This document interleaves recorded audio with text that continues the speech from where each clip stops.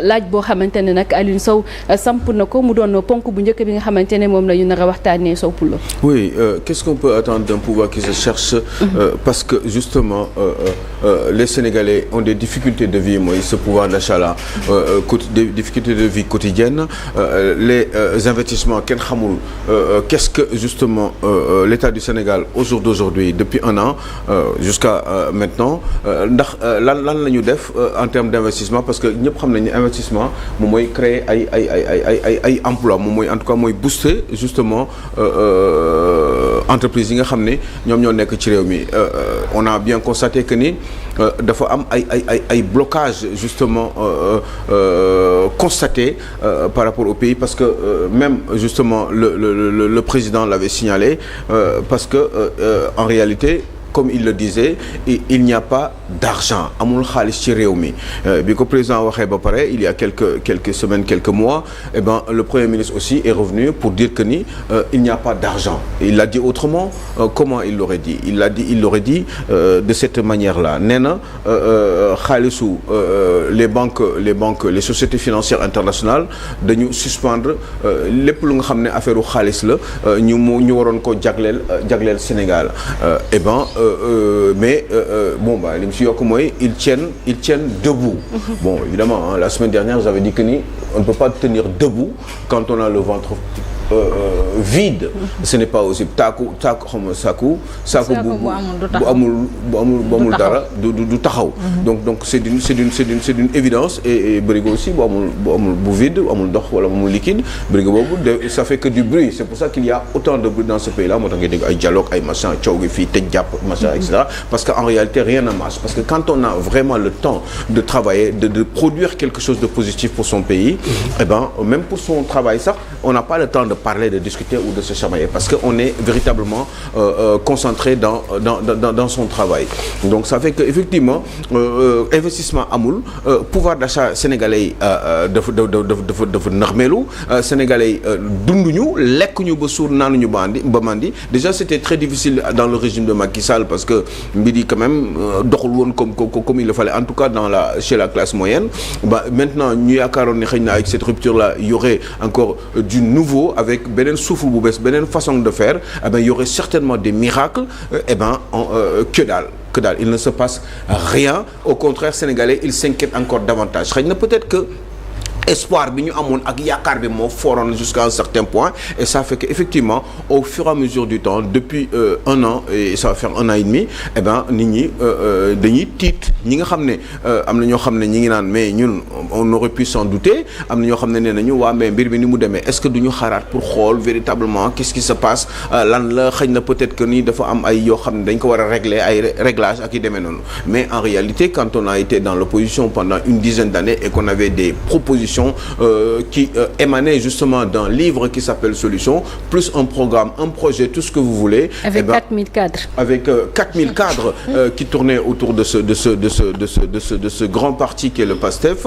Eh ben franchement, je pense que ni, eh ben peut-être que ni, bu fekkoon ñëw nañu, on aurait juste à dérouler, parce que maîtriser nañu tous les contours justement tous les contours qui constituent justement le fonctionnement de l'État et l'organisation naturellement. Donc yooyu yëpp gis nañ ni doxul. Sénégalais yi ñu ngi nii, tout le monde s'inquiète. Tabaski mu ngi ñëw, après ay Tamxarit, après beaucoup de choses. Il y a beaucoup de choses yoo xam ne gars yi Sénégalais yi soxla, la rentrée scolaire qui va arriver, mais on est en face justement d'un régime qui nous dit que ni ça ne marche pas. Ils ne l'ont pas dit directement, ils l'ont dit autrement.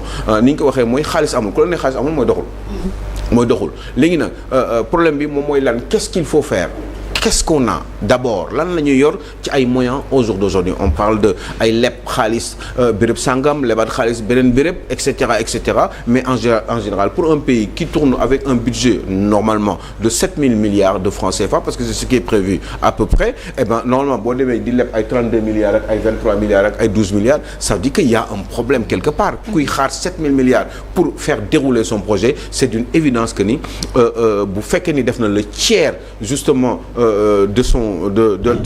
de sa prévision, eh ben li ci des les trois autres tiers xaw ma nan la ko nar a defee fa muy jëlee xaalis bi parce que du ay 32 milliards ak ay 25 milliards ñoom ñooy lijjanti problème bi dégg naa nag ces derniers temps normalement au moins juste depuis ñoom bi ci ñëwee ci nguur gi ils ont dû peut-être recevoir autour de 500 milliards ci ay revenus yoo xam ne mi ngi jóge ci pétrole bi mais on se rend bien compte que ni eh ben les Sénégalais ne le sentent pas pouvoir d'achat bi doy na waar électricité bi cher na ndox mi cher na transport bi cher na loyer bi cher na dundin bi cher na qu'est-ce qu'il faut faire parce que pour payer quelque chose il faut bien avoir de l'argent et pour avoir de l'argent il faut travailler te liggéeyuloo donc mënoo am xaalis te comme mënoo am xaalis nag léegi qu'est-ce qu'on nous propose parce que quand même il faut qu'il y ait du concret et on se rend bien compte que ni doxul nag maintenant d'abord il faut qu'il commence par nous dire véritablement ce qui se passe ñu wax ñu la vérité lan moo xew est-ce que li ñu prévoir jusque pour budget 2025 bi dinañ ko jot waaw wala déet bu fekkee ne duñ ko jot wala dafa nar a am ay problème nan la ñuy def quelles sont les solutions yoo xam ne da nga lay wóor ni fii dans les 3 mois lii la ñu nar a def 3 mois yi si topp lii la ñuy defaat 3 mois yeneen yi et cetera ba 4 fois 3 12 ba année bi jeex lan c'est quoi du concret la ñuy soxla moo gën ñu ñuy wax ay wax yoo xam ne eh ben amul bopp amul genn parce que en attendant les Sénégalais sont en train de s'impatienter parce que dañu sonn te li may wax ni c'est du concret les gens ont besoin de connaître les gens ont besoin de savoir lan parce que sax au moins xam nga des fois nit ki mun la ne muñal mais ki la naan muñal il faut mu xam yow fan nga koy jëmee te en réalité ñun xamuñu fan la ni ñuy jëmee ce pouvoir là fan lay jëmee sénégalais au moins sur ce mandat là parce que nag les années je vous dis ça passe très vite l'année un mandat ça fait du 60 mois ñaata mois moo demagum 15 45 moo des d'ici la rentrée ñetti weer fii ak la fin de l'année eh ben ça y est c'est fini on aura 24 mois un tiers bi dem na 2 tiers yi mooy des ci diggante boobu am na ay élections yu fu nar a am élection locale ci diggante boobu am na ay pré-campagne électorale mais 2029 jeex na 2028 ñëw na 2029 eh ben qu'est-ce que boobaa y aura rien dans ce pays là dara loo xam ne dañ ko tabax gisuñu ko fi léegi nag au moins bu fekkee ne sax mënu leen ñu wax la vérité dans le fond mais au moins mais mënuñu imaginer ngeen ñu nekk ci benn réew boo xam ne dafa nekk ci situation boo xam ne tout le monde l'a constaté tout le monde waa léegi mais au moins bu ñu leen di gisee ngeen di opulence bi ngeen di dundee le train de vie de l'État ce fameux train de vie là mais réew bu fekkee dafa am problème ba ñu constaté ko mais wàññi leen train de vie de l'État kon da nga jàpp ni ñuy dundee dafa ëpp. ba mais réew bu mel nii par exemple. ba je sais pas kenn warul dem Makka kenn warul jël ay billets di ko joxe ay nit ñuy dem Makka. pourquoi c'est quoi cette hypocrisie là kenn warul dem Makka yi ñuy joxe pour di dem ay Jérusalem ou je sais pas quoi là mais yooyu dañ ko war a arrêter combien de billets d'avion la ñuy jël di ko jox ay nit. di ko jox ay nit pour ñu dem Makka wala ñu dem dem Rome pourquoi faire lu tax parce que xaalis boo xam ne Sénégalais ñu ko cotiser ci trésor public lañ koy jëlee est-ce que c'est normal je dis quand je parle d'hypocrisie parce que qu'on s'enferme dans l'hypocrisie et dans le mensonge c'est tout le temps ça bu fekkoon ni intérêt général kese moo tax amuñu lu ñuy yóbbu ay nit Makka cette année là bu fekkee ni si réew mi dafa nekk ci ay contraintes budgétaires amuñu yu ñuy yóbbu ay nit ay Rome. ay quatrième sous-sol. bu fekkee nañu toll ci 4e sous-sol waruñoo def loolu parce que xaalis boobu lu mu tuuti am na feneen fu mu war a dugg foo xam ne moo ëpp solo ci santé bi ci enseignant parce que am na ñoo xam ne garab ils ont besoin de 70 000 francs CFA. Chaque semaine. Les hémodialysés. Chaque semaine non. Pas chaque semaine. benn dialyse bu nekk ça tourne autour entre 70 000 et 100 000 francs CFA. Sur ce que je dis te tu dois le faire au moins ñetti yoon nga ko war a def ci semaine bi non kooku waxu dem Makka de kooku dafay dee quoi parce que kooku kenn du ko dialyser deret bi dina salte mu laal yaram bi jaxasoo ci yaram bi mu dee parce que tout simplement amul xaalis pour dialyser boppam parce que ñi ko war a assister ñu ne solidarité la ñu bëgg ci réew mi loolu mënuñu ko def ñi am cancer soxla loolu nu mu tudd. chimiothérapie mënuñu ko des fois du ñu sax dem hôpital. parce que xam nañu bu ñu demee li ñu leen fay laaj donc dañuy toog bu sàgganee sax ñu ne xaaral ñu dem seeti garabu olof bi. qu'est-ce qu'on a fait vous pensez que war ngeen yóbbu ay nit màkk ren ci situation bi ngeen wax ni dafa nekk 4e sous-sol effectivement le pays c'est voilà dafa am problème waa léegi vous xaalis bi ngeen jël jox ko nit ñi ñu dem màkk pour lan la pour lan màkk est-ce que yàlla subhanahu wa taala dafa ñu ko forcer est-ce que c'est une obligation pour un musulman waa léegi yow xaalisu réew mi ngay jël di ko jox ay nit pour ñu dem alors que yow juróom benn weer avant nee ngeen ni dëkk bi dafa nekk ci situation bu metti où est-ce que vous avez trouvé l'argent foo leen ko jëlee fan ngeen ko jëlee moi j'aime bien aussi Aïda Mbodj c'est une femme courageuse. waaw jëlewuñu ko ci caisse noire bi. waaw caisse noire du pour loolu. caisse noire ma def ne pour loolu la. mais non du pour ay non pour jàppale ay nit la ay. mais non c'est pour ay mbirum ay urgence la loo xam ne mënul xaar. œuvre sociale d'accord mais œuvre sociale màkk du œuvre sociale keef naa Cheikh Diagne nga bis diw dafa feebar Samba Ndiaye dafa feebar. ñu dem faj ko. Serigne Sangam dafa feebar. wala dafa am urgence wala dafa am lu mu war a lijjanti te comme ay nit ñoo nekk ci kanam man ma président de la République ma jël benn 25 millions ma jox ko. pour loolu la dafa am mbir Bakel ay kii doo inondation mais ma jël foofu xaalis lijjanti ko parce que mënu ma xaar kii bi parce que ay urgence laay lijjanti foofu lu mënul xaar waaye màkk mënul xaar ba réew mi mën ko surtout que xaalis boobu xaalisu ñëpp la. xaalisu ki feebar la bëgg faju kooku bokk na ci waaye moom kenn joxu ko de moom kenn joxu ko pour mu dem dialyse kenn dimbali ko pour mu dem dialyse kenn dimbali ko pour mu def loolu chimio kenn joxu ko garab c'est 25 000 francs pour mu jënd garab peut-être même pour altérer ses douleurs parce que mi ngi tëdd jox nañ ko ay garab pour mu dem jëndi ko amu ko du dellu hôpital kii bi ñu ko jox rendez-vous bi parce que xam na bu demee li ñu koy defal pourquoi amul lu tax loolu ak Makka ban moo gën loolu ak dem Rome ban moo gën yàlla kese nag moo fi nekk loolu ak Makka lu gën. ak ce qui n'assure plus. vous voulez une rupture. quand je vous dis. ils sont tous pareils. doo leen gëm mais seen affaire la. et à l'une ce qui n'assure plus les 3 repas aussi. ils crèvent la dalle. kay dunduñu lekkuñu. ils sont tous malades parce que amuñu ay vitamines sénégalais yi ils sont tous malades ñu ci bari dañu bëri feebar parce que yaram dafa am lu mu soxla. mais mënoo ko. da ngay lekk rek pour remplir le. mënoo ko. baykat yaa ngi ni maa ngi leen dégg ci suba teel ñu ne ñoom seen kayit yi jotaguñu ñoom seen engrais parce que daaw engrais yi baaxul récolte bi baaxul donc dañuy soxla engrais léegi dañuy soxla ji yi xaw ji li ñuy jiyee on fait comment. Semences. Au lieu de nous des semences, au lieu de nous parler de ça, au lieu de réfléchir sur des solutions, vous partez pour quoi faire? Un pays qui est en difficulté, je ne prends pas un jet privé pour aller en Côte d'Ivoire.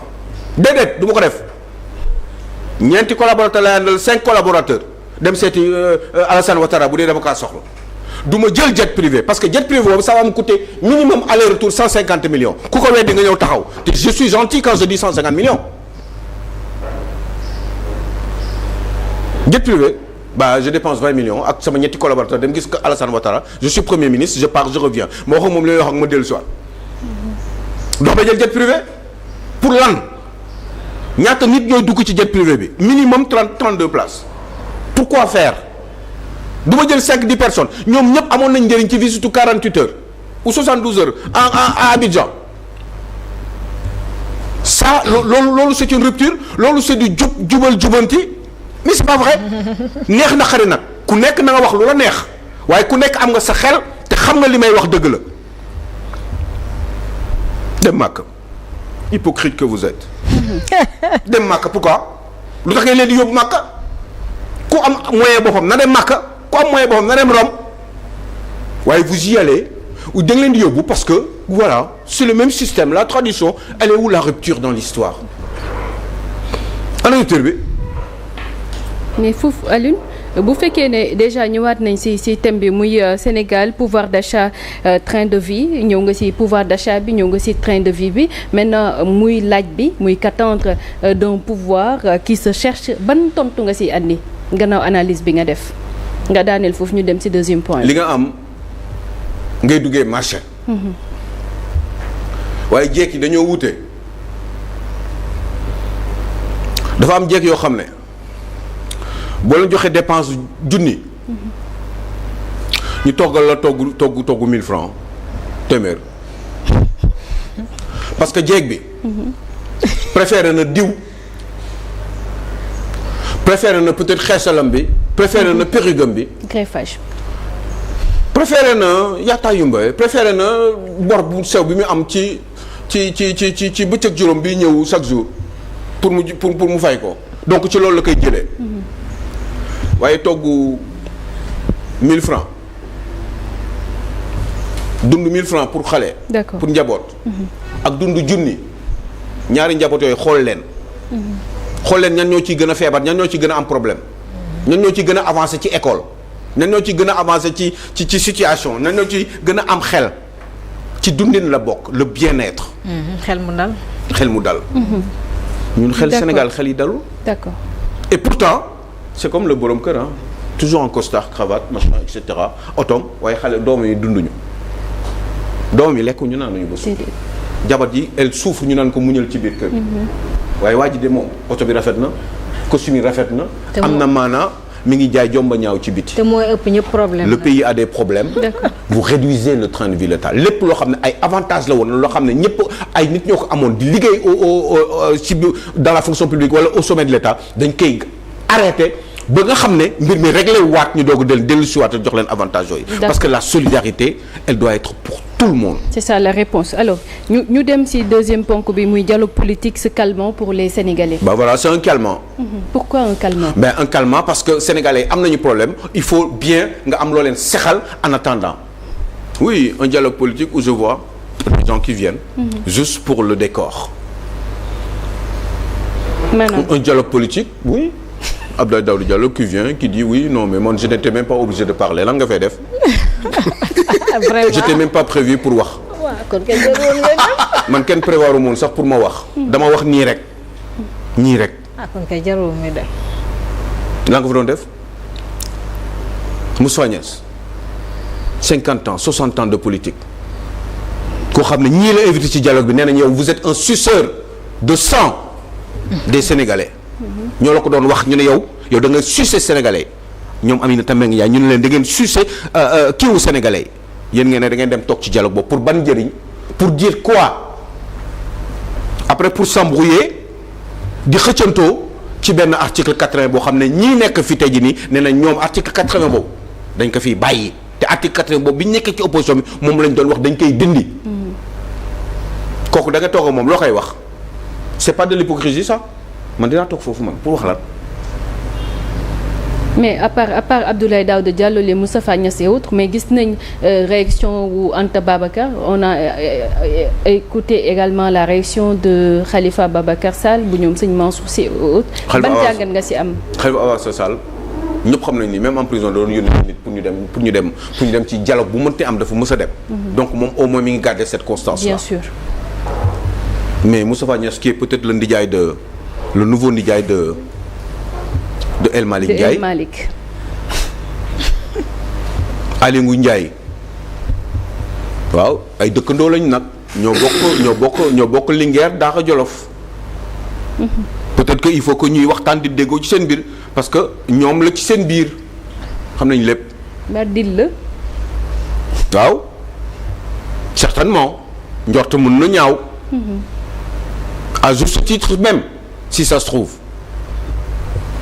il faut ñu ñëw pourquoi faire pour wax lan ban njëriñ la nar a am Anta Babacar Ngom qui part ça va lui servir à quoi lan la dialogue bi di yem alors que ces gens ont gagné des élections ñu war a dérouler def li ñu wax def mieux que les Sénégalais parce que ñoom ñoo ko promettroon loolu rek lañ leen di xaar opposition bi opposé wu mu doon nag une opposition constructive objective di joxe ay conseils di def sax des bonnes propositions de loi loo xam ne état bi wala majorité bi mën nañ gis ni lii baax na ñu jël ko.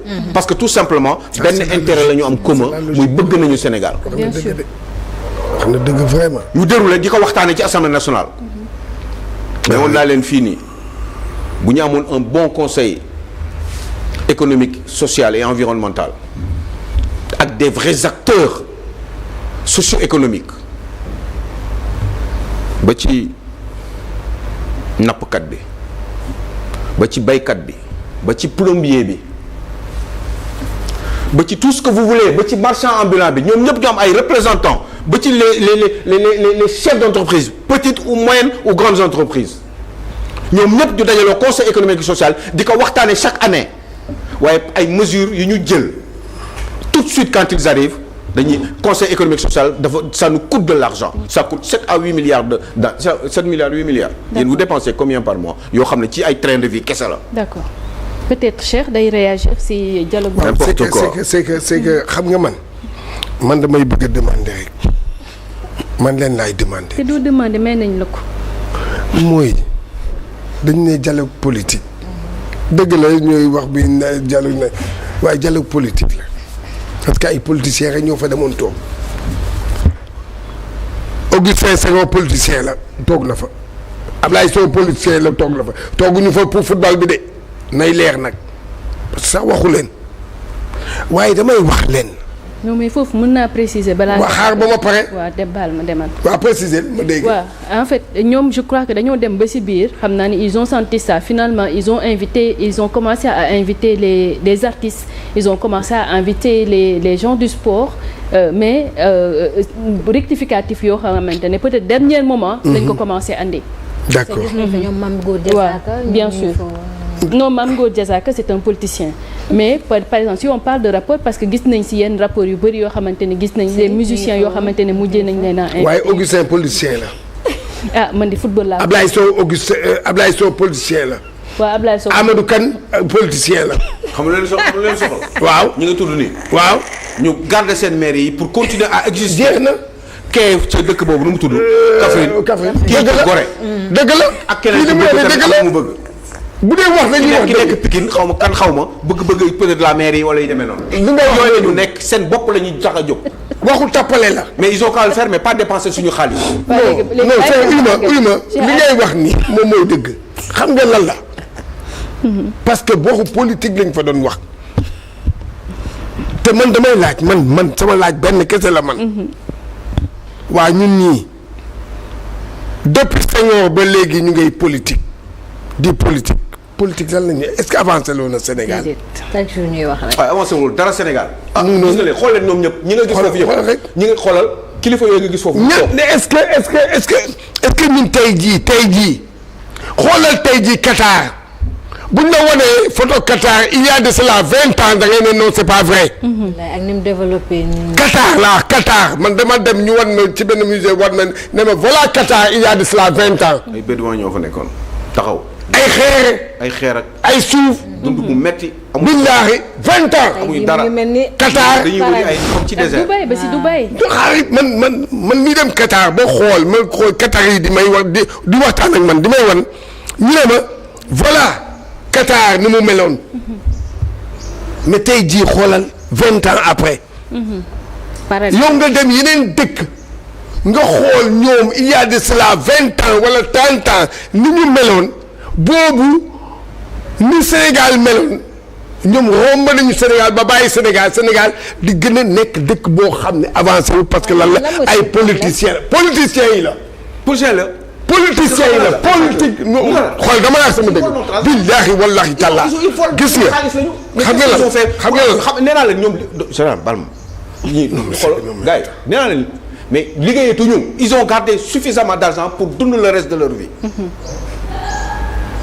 dañu denc xaalis dootuñu liggéeyatuñu feneen soxlatuñu liggéey. parce que ku bëgg lekk di nga liggéey. ku soxla salaire pour dundal sa njaboot di nga liggéey ils ne le font plus xool leen rek ñoom je parle pas des exceptions ah wax leen neex nag man je parle de la majorité xool leen ñoom ñëpp rek ngeen yeewu suba tey ngeen yeewu rek xalaat nit ngeen ne di waa fan la liggéey. di ngeen xam ngeen xalaat ci fukki nit ba xam 9 yi ñi ngi liggéey parce que tout simplement ils ont suffisamment d'argent li ngay wax nag Qatar ñoom xaalis dañ ko dugal fi ñu ko war a dugal Qatar bi ngay wax noonu. bus yi Arabus. dañ ko climatiser. arrêt bi laa xam noonu fi ngay xaar bus bi la mooy yi ngeen di gis nii. xam nga ñëw mu tafu ci bus bi. xam nga lan la mu tafu ci arrêt bi nga dugg foo dem sedd na. waaw may ma.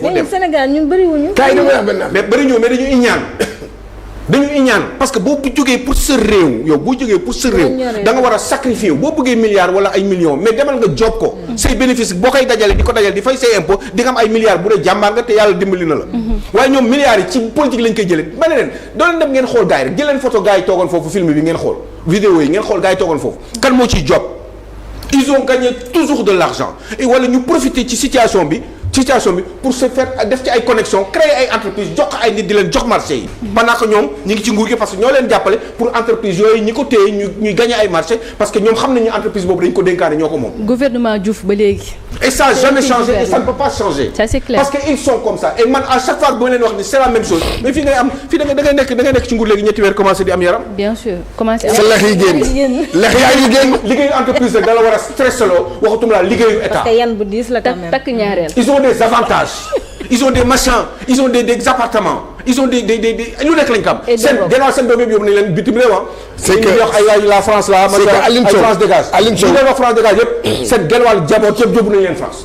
Alioune Sow ku ci màgg boo sàgganee bala ngaa yegg dégg bac wala moo après bac dañ lay yóbbu France nga jàngi duñ la dugal fii man maa leen wax loolu. ñu ci bari laa la wax nag. waaw Aliou ñoom ñëpp. dégage waaye j'amène mes enfants quand même mais dégagez quoi mais je vous amène quand même mes enfants. Cheikh mu réagir balaa ñu teg non c'est que Aliou Sow man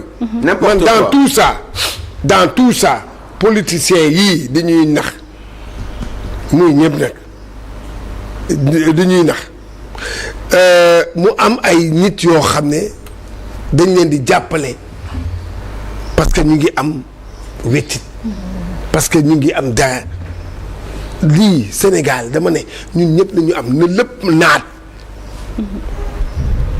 loolu mooy problème bi parce que nit tey jii laal nga Aliou Sow walla dem ba toog fee ba sax ne boo ko amuloo dara looy wax ci moom di lay saaga di lay def lu nekk parce que am na intérêt ci Aliou Sow c'est ça le Sénégal Aliou Sow waa ngi nii deux fois day wax fii du ma d'accord ma ne ko d'accord ma loolu mooy àdduna nit bul xool yow kese sa intérêt parce que yow ñu ngi defar sa affaire dëgg la de yow nga bëgg a naan nga gis ne que lii doxul moo tax ku ci dee yaa perte waaw ku ci dee yaa perte ils vont se retrouver entre eux xale yi bëgg Sénégal doon rayante pour Sénégal ñu am lu ñu yaakaar mu foor nag ma xam fu ñu juumee ak fu ñu juumul waaye ma gëm nit ñi dañoo gëm li ñuy def ñooñu ñi ci damm ñi ci seen tànk ñi ci am ay problème wala ñi ci seen njaboot dee ñooñu laa yërëm parce que j'étais persuadé que ni un jour ils vont se retrouver tous parce que képp ku ñëw ci dialogue bi li la fa yóbbu xam nga mooy la sa bopp ou da nga sàcc ñu war la tëj wala ñu am lu ñu leen soupçonné nga ne xaaral ma gérer wala nga xaaral ma préparé wu parce que sama ex président nekkatu fi ku bees a fi nekk il faut que je m'aligne parce que kële mi ngi toppatoo njabootam. parce que kële tamit jàpp nañu fi ay nit yu baree faalewu leen ñu jàpp gorom ñu pare pour ay cautionner ay milliards. kon lu waay def sa bopp ñoom ñëpp a yam seen bopp ak seen njaboot ak seen entourage immédiat ñoo leen intéressé. Sénégalais yi intéressé wu leen bu leen intéressé woon dinañ xoslu comme yéen dañuy xoslu Thomas Sankara da doon xoslu. Thomas Sankara doon xoslu de di leen génnee xale yi nag di leen wax histoire véritablement Thomas Sankara. li mu bëggoon ak ni mu doon defee da doon toroxlu Thomas Sankara bi mu jiitee réew ambition yi mu amoon te di ko wax méngoo woon na ak jëfinam Thomas Sankara da doon toroxlu dem leen ngeen wax waa bitim réew. D'accord Aliou. voilà baax na nag di yuuxu oui merci monsieur ouais je me réclame non def leen comme Thomas Sankara.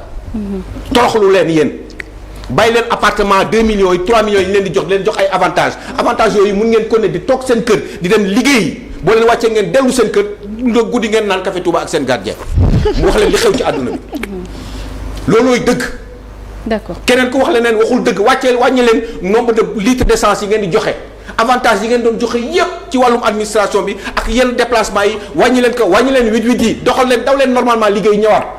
mais ñu ngi wàññi leen ko normal liggéey oto bu daw. ñu ngi koy wàññi affaire yi. Ali ñu ngi koy wàññi ñu ngi wàññi machine à café yi. ah bon ay député non man. bu réew mi naatee mais député mun naa am ay oto 50-100 millions. mais député waruñu am yenn oto yi pour le moment parce que situation bi moo fi toll yaa leen ko njëkk a wax kon ñoom ñëppay muñ ñëpp war a muñ les marchands ambulants là qui se fatiguent qui stressent parce que dañu war a lijjanti parce que il leur faut 300-500 000 francs parce que genn wàll gi il faut ñu jënd ko xaar pour yónnee ko pour ñu jënd leen ay xaar. Aline jërëjëf. bu ñu leen jëndalee xaar fan la ñu mujjee après il faut ñu déplacer wu jëndal seen doom yi ay yére mënuñu ko ku nekk a ngi stressé fii. c'est pas moi parce que moi j'en ai rien à cirer moi je dis je pars où je veux. d'accord jërëjëf Aline. demandé waaye dama am lu ma metti parce que yi may gis te mënu ma ko faj moo ma naqari chaque jour ma teg ci sama bët. tey moom sa yaram bi dafa tàng. c'est terrible mais xam nga lu tax. dara mais dafa metti. dëgg la c'est les autres là ils vivent très mal chaque jour nga gis ku jàmbat. jërëjëf ñiy feebar machin tout le temps da ngay stressé. bu lii ñëwee màggal Touba ñëwaat beneen kii ñëwaat beneen ay màggal Tivaouane xaw ma kii wu Tivaouane. gàmmu Tivaouane entre autres problème chaque jour il y a des choses xam nga mënul tu peux même pas te déplacer. dëgg la les gens sont fatigués ils ne mangent pas juróomi dërëm lay laaj pour café grand yoroo 100 pour café waaw monsieur Sow yoroo foofu téeméer tey de dafa nekkul soxla si 1000 francs laa yor te xam nga dulin bi manqué na. bu koy wax sax day am kersa. ndeysaan dëgg la góor chaque jour nga dayee moom ci timis ba fi ngeen di jullee mu ñëw di la ko laaj xam nga ko sonn na dafa gore rek dafa forcé pour laaj ma ko. 1000 francs. jërëjëf. kooku lu muy dund lay njabootam. neen téeméer la yor. neen dulin moo manqué xaw ma dulin xaw ma ceeb xamatuma sax li ma wax c'est dégueulasse. ma bàyyi la nga tàggatoo. waaw yal na yàlla sàmm. mais Alioune machine à café yi ñu ngi koy ñu ngi wax ne peut-être benn machine à café lay doon si bureau bi parce que. oui bien sûr allez s'occuper de Terme Sud là 79 familles Terme Sud 79 familles. ngeen dàq leen toroxal leen ñu liggéey ci armée bi seen jëkkër yi liggéey ci armée bi pendant 30 ans. nga dàq leen ngeen waroon lijjanti loolu jox leen suuf yi. mais suuf yi kilifa yi ñoo ko nar a séddoo foofu ca Terme Sud. ñeneen ñi dee nañu. bàyyi bu am nañu droit bu subaa ñu wax am nañu problème ba demain il faut me le rappeler parce que. bien sûr naa la ko rappeler yal na yàlla sàmm. yal na yàlla suturaal. yàlla dëgëral suñu cër. yàlla musal seytaane mais ñu kattan. endurance pour continuer le combat parce que il faut en parler. d'accord jërëjëf. waaw maman Ndeye Thiam yàlla nga fi yàgg te wér. incha allah ziar bu wér a wér kontaan. ak beaucoup de bonheur ci sa yow ak sa njaboot. d'accord les ziar bu wér ma maman aussi Henriette qui est à Alfortville en région parisienne. yaay maa ngi lay ziar bu wér. di la sant. di la gërëm ndax bu weesoo yàlla ak yonent ak Sëñ Tuubaa yow la. ndax yow mi yaa ma defar. ma petite sœur Néné Sow aussi maa ngi koy ziar et puis mes filles aussi Hélène Awa. entre autres mon garçon Mohamed yal na ñu yàlla sàmm. macha allah jaay rasulullah sallallahu alayhi wa sallam. barke Cheikhul Khadim. amiin amiin incha allah ñuy nuyu wàll ki nga xamante ne moo di Omar Cissé di directeur exécutif bu.